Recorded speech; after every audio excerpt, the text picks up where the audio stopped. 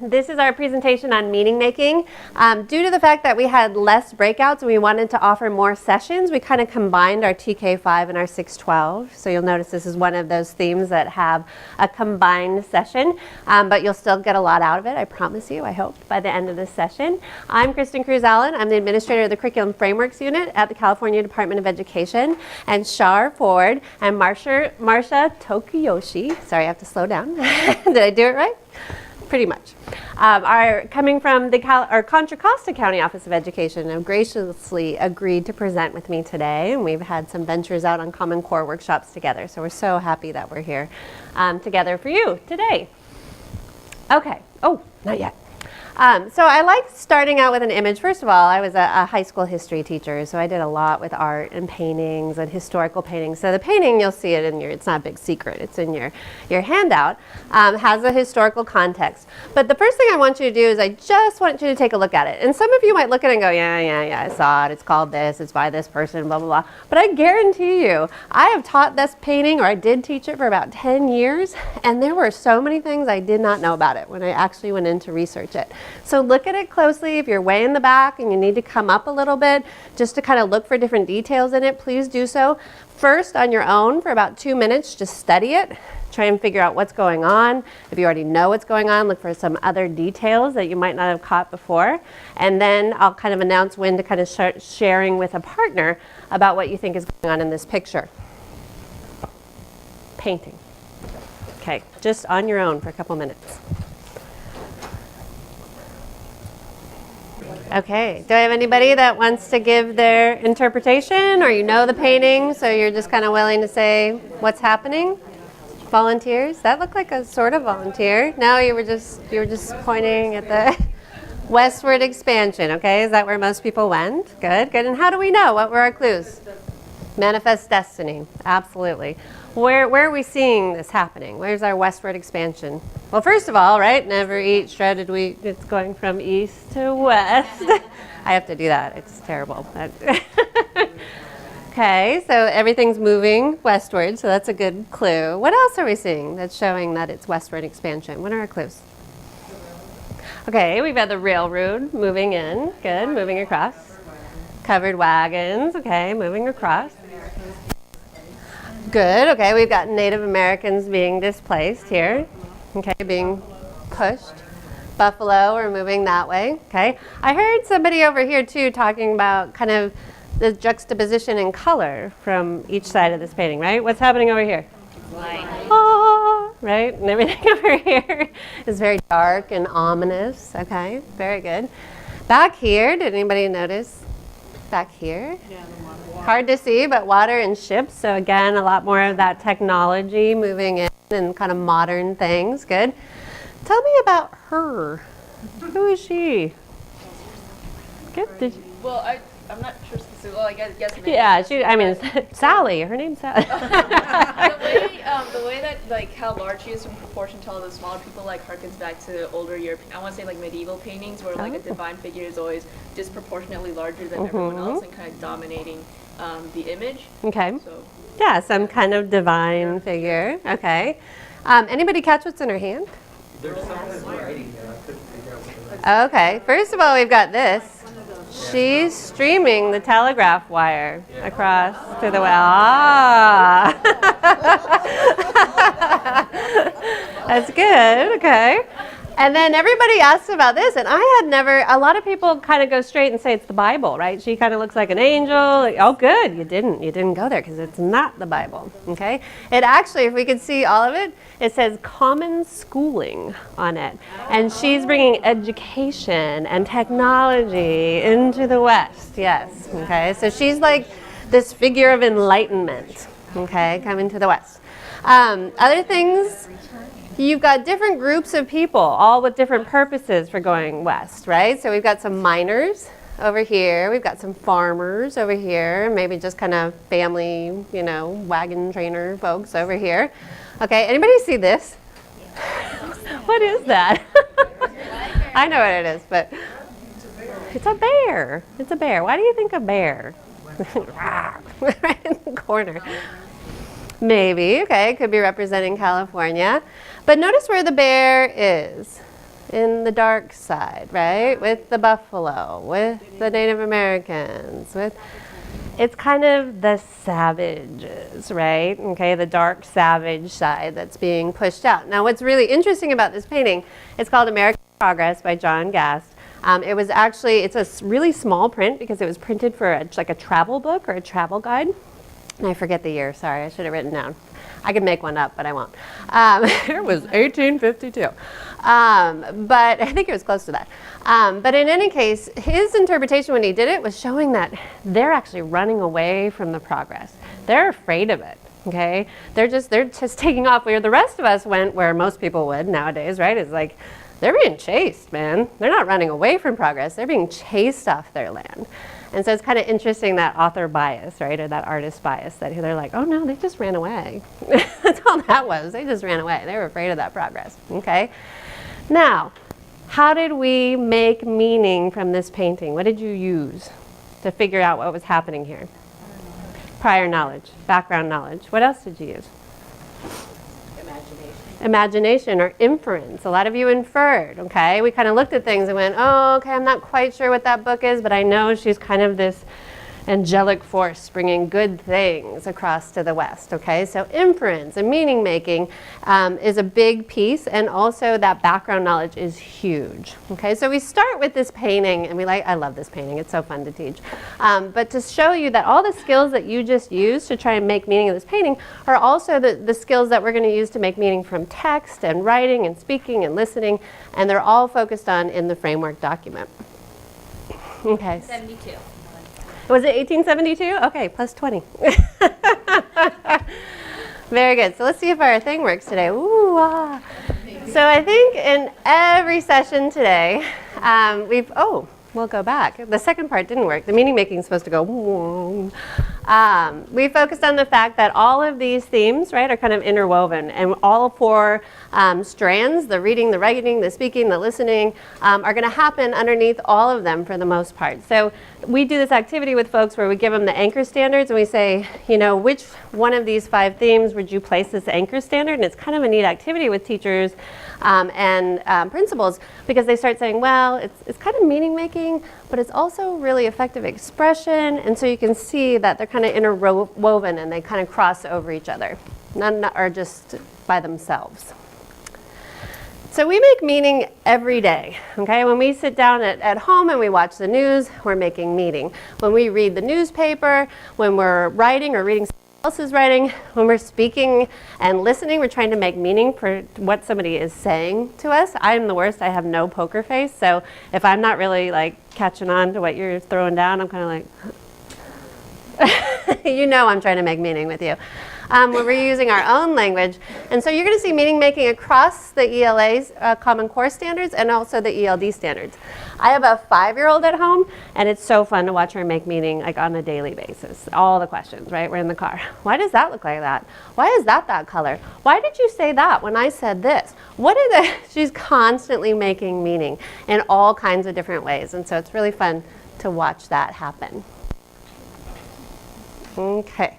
Is this where I'm handing it off? Okay. I'm going to hand off and come back in a minute. Oh, I think I'm on. Oh, good. Okay. As Kristen mentioned in the previous slide, meaning making cuts across all 4 strands of the Common Core, and we are quickly just going to look through reading, writing, speaking, listening, and language, starting with reading. And the bullets here showcase explicitly how meaning making is demonstrated with our students. What skills do they need to know? And by looking at the 4 bullets, this is the reason why close reading is such a popular instructional approach with the Common Core. Lucy Calkins calls it an economical approach because you get a big bang for your buck. It's one instructional approach where many strategies live within, and it helps elevate our interaction with text. And it really forces students to think of questions that bring them into the text. What is the text saying? How is it saying it? What's its value? And then also how one piece of text connects to other pieces of text. And then just important to note is the Common Core also blows up the notion of text to include visuals and to include multimedia components as well. Okay, and the next slide we'll look at writing. And the first slide addresses the writing standards 1, 2, and 3. So the 3 types of writing required by the Common Core. The second bullet talks about the production of writing. And then lastly, we're looking at research that includes text dependency, analysis, and reflection. I really like in the writing strand that the standards address short research projects and also longer sustained research projects for the whole notion of college and career readiness. Because in careers, many of our research projects are shorter focused projects, not longer over time. And I think working with our students, it's much easier to engage them in those shorter focused projects as well.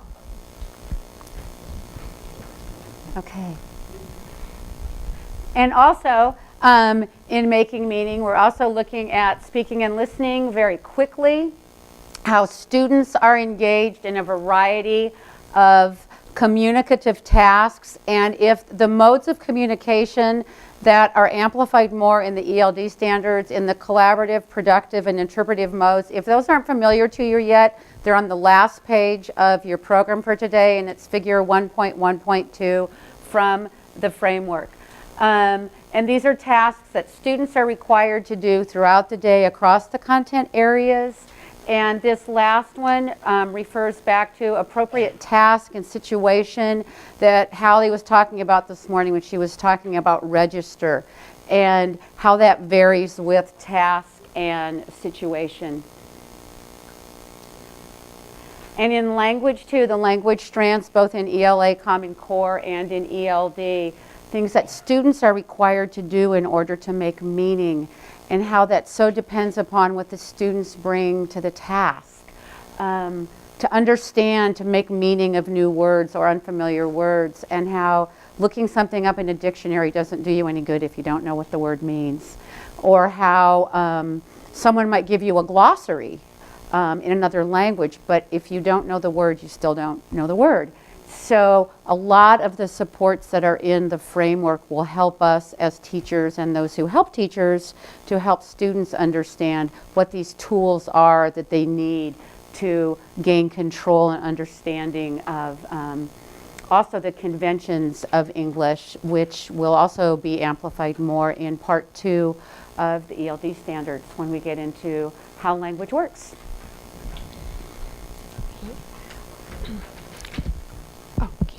Thank you. Can you put it to them? Thank you. There is one standard that addresses a staircase of complexity regarding text, and that is Anchor Standard 10. So one standard, and as we know, the Common Core standards were backwards mapped from 12th grade down. So that right there gives you an idea of the complexity by the time you're moving up that staircase, right? What I love about this text complexity piece is it has forced us as educators to really look at our instructional materials carefully. There are 3 dimensions when it comes to text complexity. Shar and I have trained this in a full day, so I am giving you just a brief overview, but we like to tell educators, yes, 3 dimensions, but it's actually a 4-step process. And I'll end with that 4th step. But the first dimension is the quantitative dimension, and that is simply a computer-generated lexile number that tells us what grade band this text is going to fall on. The qualitative piece is much harder to flesh out and determine, because we're actually now looking at the levels of meaning around a text. We're looking at the themes and interrelationships of themes. Qualitative dimension always trumps the quantitative dimension. Qualitative dimensions we look at on a rubric, from slightly complex all the way to exceedingly complex. But when I talk about trumping, the perfect example that you can find in Appendix B with the exemplars in the Common Core document is the book Grapes of Wrath. If you did a straight quantitative rating on that, it falls in the 2nd to 3rd grade reading band. Short words, easy vocabulary, text length, second to third grade. But if we were to really look at the mature theme and all the levels that fall within those themes in Grapes of Wrath, the qualitative level puts it all the way up into that high school band. So qualitative always trumps quantitative. And then lastly, reader and task. When we have a piece of complex text, we also have to examine what's the background knowledge of our students, what motivation do they bring to the task, and specifically, what are we asking them to do? So what is the task? What's the cognitive rigor involved in here is your assignment? So, in looking at the three pieces, we always say the fourth step then is the professional decision made by educators on where the particular book or piece of text should fall. So you're looking at your Lexile number, you're looking at the qualitative features, you're looking at your students, and you are experts of the students whom you teach, and what tasks you're asking of them as well, and then making a decision on where the book should fall. Okay. So what teachers do to support students to both construct and extract meaning from complex text. There's some things listed here that students will be able to do and using these tools. But in order to do these things, the framework really highlights for us what the steps are for that and how we need to teach these tools before we assign them. And there is a lot of support in the framework to help us help students do that and to know situationally to help teachers help students with what tools are appropriate for what tasks and the teaching of these strategies before we expect all students to be able to do them. And Marcia spoke just now about text selection, and in that process of selecting text and planning lessons and lesson design, also taking into consideration not only the cognitive rigor but the linguistic rigor of that text and what parts of the language or the vocabulary, not just those tier 2 and tier 3 words for all kids, but for our English learners, what additional rigor is required for these students to be able to access it, particularly if these students in the last decade have been in instructional settings that did not require these tools to be used.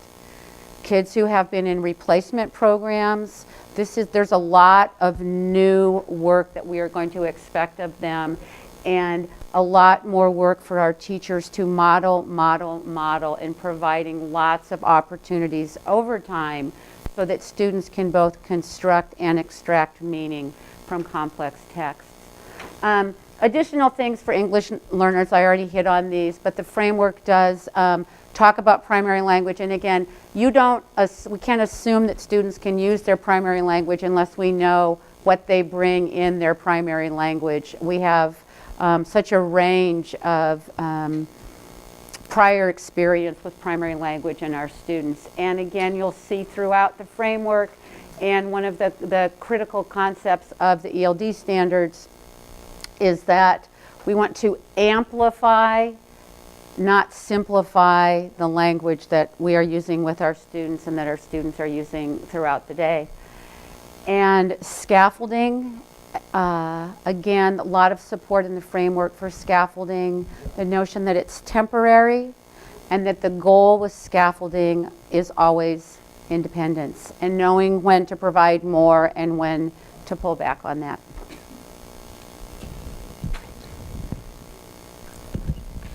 Okay, so in your handouts, you have figure 2.10. And we're going to do a short activity with this. What you're looking at is a document from the framework called Supporting Learners' Engagement with Complex Text. And in the 3 columns, the first column lists some skills, some strategies, and in the second column, you're going to see some descriptors that include support that teachers can provide. And then that third column, we love it. It amplifies the differentiated strategies and also supports for linguistically diverse learners. So we're going to ask you just to mark up your text by using a pen, highlighter, and in that third column, just start marking things that resonate with you. So you're going to skim the document quickly, but in the third column, just start marking some of the amplifications that really resonate with you, and then you'll have a chance to partner talk, but just maybe 2 minutes yourself. Skim the document, do your markings, and then you'll have a chance to process with your neighbor. If any partnerships would like to share with the whole group, what did you discuss? What did you pick out from this figure? And a nice loud voice for us. One of the things that we were talking about was the cognates. Like the students need explicit understanding of the cognates, like the false ones and the real ones. Because a lot of, I see all day, a lot of them, and these are, kids are 3, 4, and 5s themselves, and they, even if they see the cognate, and I know it's a cognate, they still don't tell you, I don't know what that word means. Yeah, yeah. And they do know the word means. Yes. Yep. Thank you so much. Did anyone else talk about that from the document? Okay, thank you. A little bit. A little bit cognates that some of our students don't have the academic background in their first language, and so the cognates are limited. You have to use them very sparingly. Know really when would it be a cognate that would really fit those kids. Exactly. Lots of head nodding when you said that. The word what's really challenging students. Very good. Thank you. Yeah. Thank you. Anyone else who would like to share with the whole group? We heard a lot of conversation. One other partnership. Thank you. We were just noticing a lot of the same kind of words, the explicit teaching, the modeling, the delving deeper, just that. And they shouldn't take very long. It's like you have your lesson and there's just making sure. And one thing that I said is it's not just going to help your ELs when you do that. Yes, excellent point. Thank you. Okay, a good way to transition to the next slide. Who's clicking? Oh, very good. Okay, so since the title of our workshop is Reading Closely, we thought we should probably talk to you about that. But everything that we've talked about thus far is about helping kids to make meaning. Everything in figure 2.10, so again, they said this morning, if it's 2.10, you're going to find it in chapter 2 of the framework document. It's about helping kids meaning. Reading closely is a big piece of the Common Core and also in helping kids to make meaning. And I brought my paper with me because I want to read a quote to you. And it was Douglas Fisher in a interview that I found online and where he defined close reading. He said, close reading is a careful and purposeful reading. Well, actually, it's rereading. It's a careful and purposeful rereading of a text. It's an encounter with the text where students really focus on what the author had to say, what the author's purpose was, what the words mean, and what the structure of the text tells us. Okay, so I thought that was a really nice explanation. When we look at reading closely in the framework document, you're going to find all kinds of strategies in those snapshots and vignettes. So we've been looking at them all day. Hopefully all of your sessions have passed out some of those snapshots and vignettes. You're going to see them again today, and probably by the time you got to your third session, you're seeing the same snapshots and vignettes that we're kind of using for different purposes. So we're going to be letting you look at them for meaning making, where you might have saw them in your effective expression session for a different purpose. And that's because those themes kind of intertwine. When we look at those really early grades, the TK through grade 1, a lot of the close reading is going to be done through read alouds, and there is tons and tons of strategies in there that teachers use in their read alouds with students. But we're also going to see rereading and highlighting text with various purposes, examining text organization, text features, deconstructing and reconstructing text. I don't know if we were just talking about how we're Pam's feature groupies and we kind of follow her to all of her presentations. Has anybody seen her BAT piece where you don't see? That's a good piece on deconstructing and reconstructing text. Of course, we can't forget text-dependent questions. We're going to talk about those in a little bit too, but that's a huge part of close reading. And then utilizing outlines and charts and other tools so that kids can closely read a piece of text. The big point is not any one of these is the best. way to do it. Okay, there's not one way to read closely. There's a lot of different ways to read closely, but the best thing that a teacher can do is model it, right? Be a really, really good close reader and kind of model that metacognition and what they're thinking as they're reading a piece of text. So that's really, really important. So, in a minute, you're going to get a piece of text called The House. And some of you may have seen this before. It comes from a really good book called I Read But I Don't Get It by Chris Tavani. And we don't have time to do the real activity with it, which I'll tell you in a minute because it takes a lot longer than we have today. But you're going to find a partner, okay? So let's say you're going to partner up or you're going to partner up. Find a partner. You're going to decide who is partner A and who is partner B. I want partner A to read the passage and highlight information. If you didn't bring a highlighter, just underline it. That would be significant to somebody who wishes to rob the house. Okay, you're a robber. You're going to read this piece of text about the house, and I want you to underline or highlight anything that's really important to somebody that's going to rob that house. Okay, partner B, I want you to read the passage, and I want you to underline or highlight significant information to somebody that's a prospective home buyer. Okay, you want to buy the house. Okay, so one of you is going to rob the house. One of you is going to buy the house. And it doesn't say anything about you personally. But I want you to read it from that perspective. So we're going to have, once you get it, partner A, B, decide. Then we're going to have silent reading time for about 2-3 minutes. And then you can discuss what you read and highlighted. Okay. Let me bring y'all back and we can talk about robbers and real estate. Okay. I know we're still sharing. It's a good piece of text, huh? It's very powerful. Okay, so I decided to look at it from the robbing perspective. So let me get everybody back. And I want to hear from my robbers, my fellow robbers. What was important to you in this text if you were going to rob this place? Go ahead and go back if you want to. It's up to you. Yeah. There we go. If you were staking the place out, you know Mom's never home on Thursdays. Good. That was another one. Mm-hmm. Well, because I was watching and I saw that sister would go in without a key, I decided when nobody's home to take an inventory before and walk in something I wanted. This is very detailed. I'm worried about that. Okay, good, good. That's good. That's important.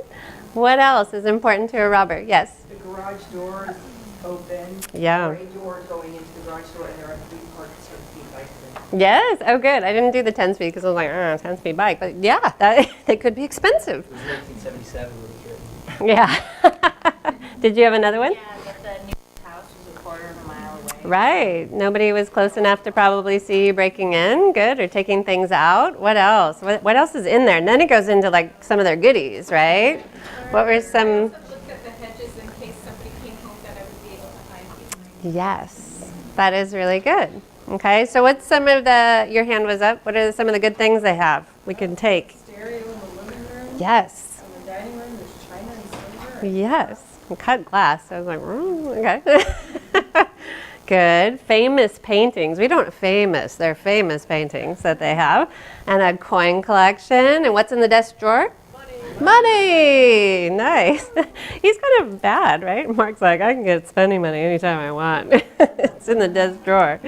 Okay, we've got furs, we've got a lockbox with jewels, another colored TV, so all kinds of great things for a robber. Okay, so that's what we looked at. Did you have something else? Yeah, I was interested in the fact that there was new plumbing in the basement. That means there's copper that I could steal from that. Wow, we have some really good things in this room. I didn't even go there. That's good. That's very good.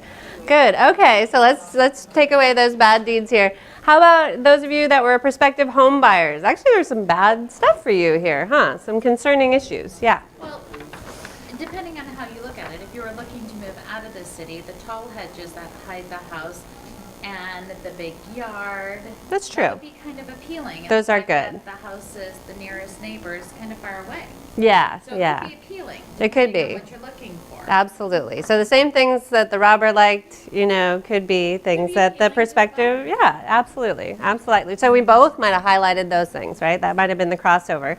So what else if you're going to buy the house? Yes. I could have my own closet, a mother's closet. That is really good. I like it.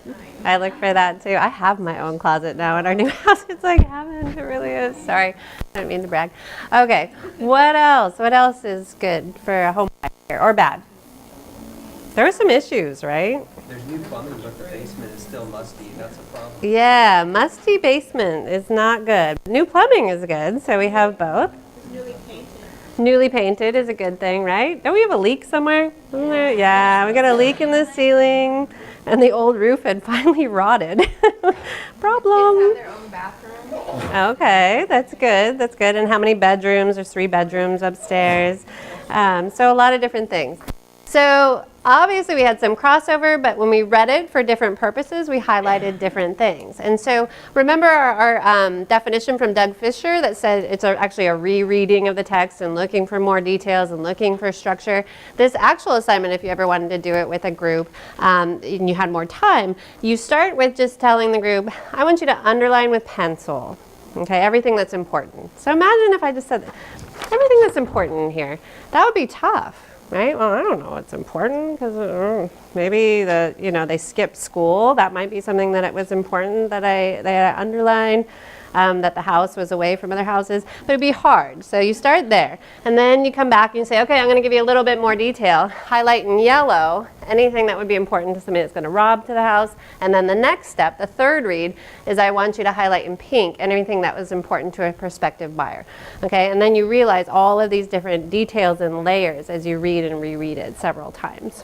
Okay, and again, it has a source at the bottom. It's from a really good book called I Read It, But I Don't Get It by Chris Tavani. And I think it's a nice passage, though, to really exemplify close reading, how important it is to give kids a purpose for reading. Because a lot of times, I think when we were in classes, a lot of times it was like, read page 247 to 254 and, tell me the important points or answer the questions at the end. And really didn't get to a good purpose for that reading. So again, something that we can do with kids to support their close reading of complex text. Okay. Text-dependent questions, we don't want to forget those. I think we're all pretty familiar with what they are, right? Questions that can't be answered without getting evidence from the text.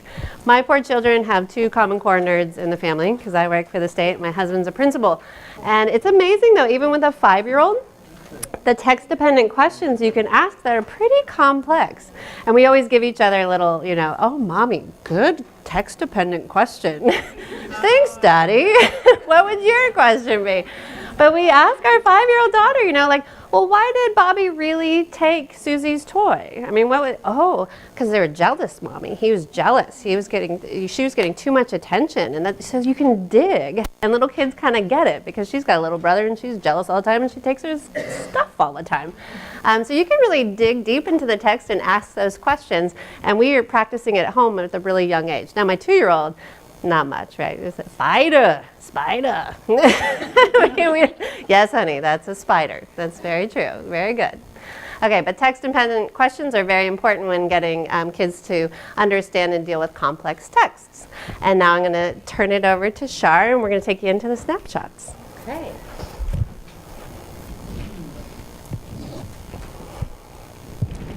Okay. So we're going to activity.